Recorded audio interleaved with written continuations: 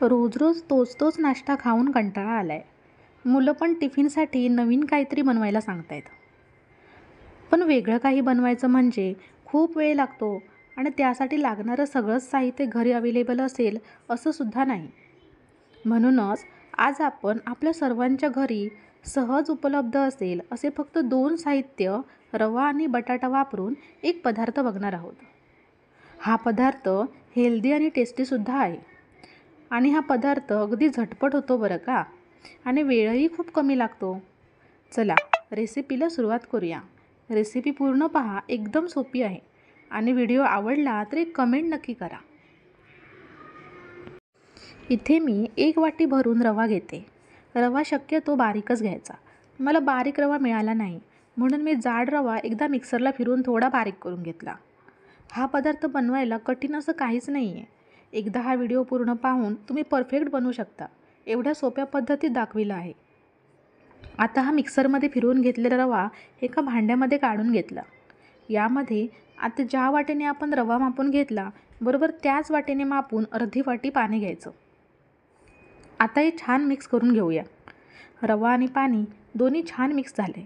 आता यावरती झाकण ठेवून रवा 2 मिनिटे भिजायला ठेवूया. तुमच्याकडे वेळ असेल तर जास्त वेळही ठेवू शकता, पण 2 मिनिटे देखील भरपूर झाली. रवा लगेचच पाणी शोषून घेतो. रवा इकडे मुरायला ठेवला आहे, तोपर्यंत इकडे आपण बटाटा किसून घेऊया. मी इथे 3 बटाटे सोलून घेतलेत. मला बटाटे छोटे छोटे मिळाले. तुमच्याकडे मोठे बटाटे असतील तर एकच घ्या. एका डब्यामध्ये थोडं पाणी घेतलं आणि त्यामध्ये आपण पनीर किसायची छोटी किसणी वापरतो ती किसणी घेतली आणि यावर आता बटाटे किसून घ्यायचे. किंवा तुम्ही असा एका प्लेटमध्ये बटाटा किसून घेतला आणि मग पाण्यात टाकला तरीही चालेल. बटाटा किसून झाला, सर्व पाण्यात टाकला. आता बटाट्यांचा किस व्यवस्थित 2-3 वेळा स्वच्छ धुवून घ्यायचा. हे जे वरती पांढरं पाणी येतंय ना, ते नाही आलं पाहिजे. तुम्ही आता पाहू शकता, तिसऱ्या वेळेला पूर्ण स्वच्छ पाणी वरती आले. आता हा किस पाण्यातून बाहेर काढून घेऊया. एक गॅसवर एक कढई गरम करत किंवा पॅन गरम करत ठेवायचा. कढईमध्ये चमचाभर तेल किंवा तूप घ्यायचं. आता यामध्ये बटाट्याचा किस टाकून परतायचा. यामध्येच चवीपुरतं मीठ टाकायचं.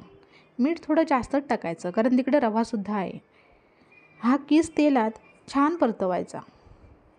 चिमूटभर हळद टाकायची. आता किस अर्धा शिजवून घ्यायचा. बटाटा असा परतत चमच्याने परतत चांगला फ्राय करायचा, नाहीतर बटाट्याचा किस कढईला चिटकून राहतो. बटाट्याचा किस थोडा शिजला, थोडा सॉफ्ट झाला की गॅस बंद करायचा आणि बटाट्याचा किस या रव्याच्या मिश्रणामध्ये घ्यायचा. आता हे रवा आणि बटाटा व्यवस्थित मिक्स करून एकजीव करायचं. हे मिश्रण घट्ट वाटतंय, म्हणून यात थोडं पाणी टाकूया आणि परत मिक्स करून घेऊया. हे पाण्याचं प्रमाण थोडं कमी किंवा जास्त होऊ शकतं.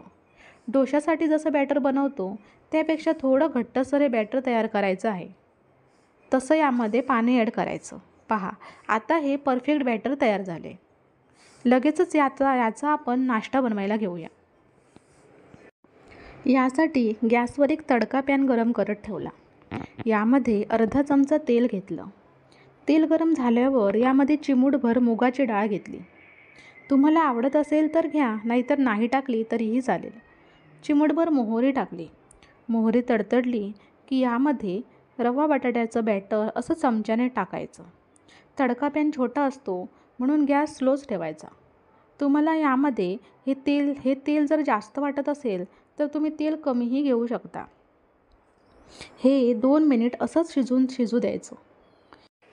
एका बाजूने असा छोटा पोहे खायचा चमचा कडेला घालून बघायचा. पहा, खालीसुद्धा हे बॅटर अजिबात चिकटलं नाही आहे. थोडी खालची बाजू कडक झाली की हे असं पलटून घ्यायचं. वा, कलर पहा किती सुंदर आला आहे. आता खालची बाजूसुद्धा अशीच छान खरपूस भाजून घ्यायची. अशाच पद्धतीने उरलेले सर्व करून घ्यायचे. आता एका प्लेटमध्ये सजावटीसाठी कोथिंबीर ठेवली आणि तयार नाश्ता ठेवून घेतला. इडलीसारखाच दिसतोय ना? तुम्हाला चपाती भाजी खाऊन कंटाळा आला असेल तर हा पदार्थ तुम्ही अगदी झटपट बनवू शकता. हा पदार्थ तुम्ही आपण इडलीसोबत चटणी बनवतो त्या चटणीसोबतसुद्धा खाऊ शकता. किंवा तुम्हाला वेगळी चटणी बनवायची नसेल तर याच बॅटरमध्ये मिरची, लसूण, कोथिंबीर ठेचून टाकू शकता. तुम्ही व्हिडिओत पाहिलं असेल हा पदार्थ बनवायला किती सोपा आहे ते.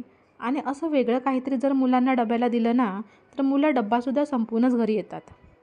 हा व्हिडिओ पूर्ण पाहिल्याबद्दल खूप खूप धन्यवाद. पुन्हा भेटू अशीच एक छान रेसिपी घेऊन.